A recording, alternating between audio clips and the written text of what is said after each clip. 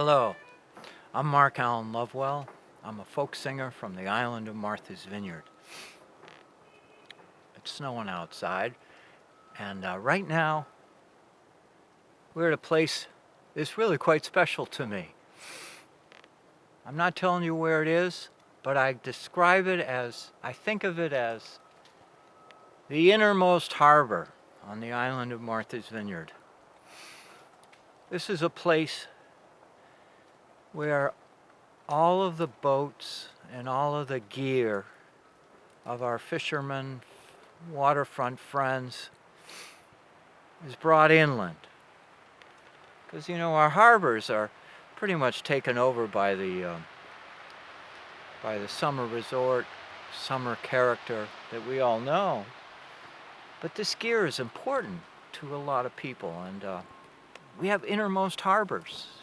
All of the boats are here, fishing gear is here. The only thing missing is the water, and that's okay.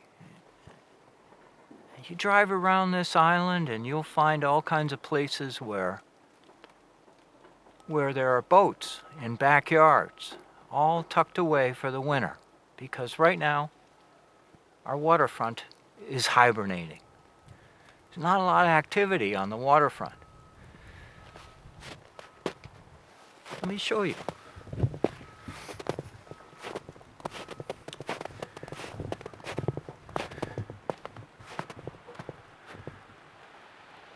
Look at this. Gear. It's a hard life being a fisherman. And it's a year-round activity. A lot of my fishermen friends right now are working on their gear, they're working on their pots. And it's kind of fun to take you out here on a snowstorm. Light snowstorm. No heavy snow, just fun.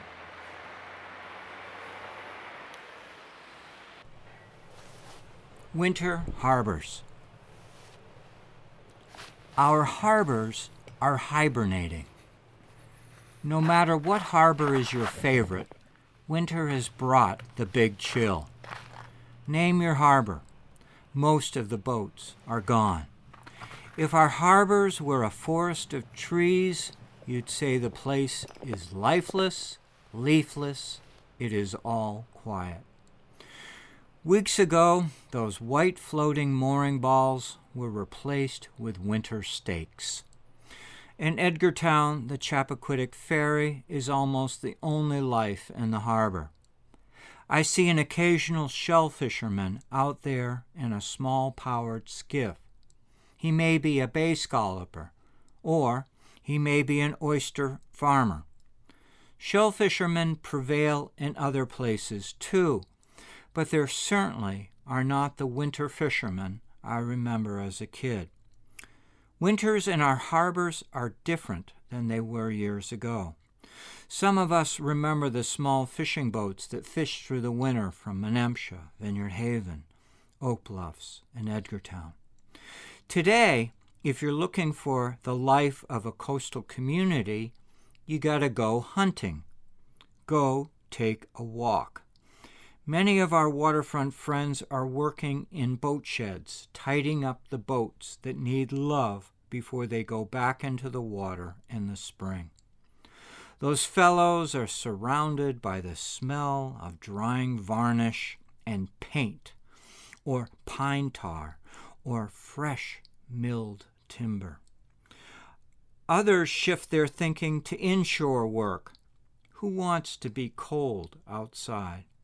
Some are electricians and plumbers' helpers. Harbors hibernate, but the people are busy. The boats of summer are on the land, and they are not just in boat sheds. They are parked on trailers or on boat stands somewhere, almost anywhere. They are near the airport. They are sitting in someone's backyard.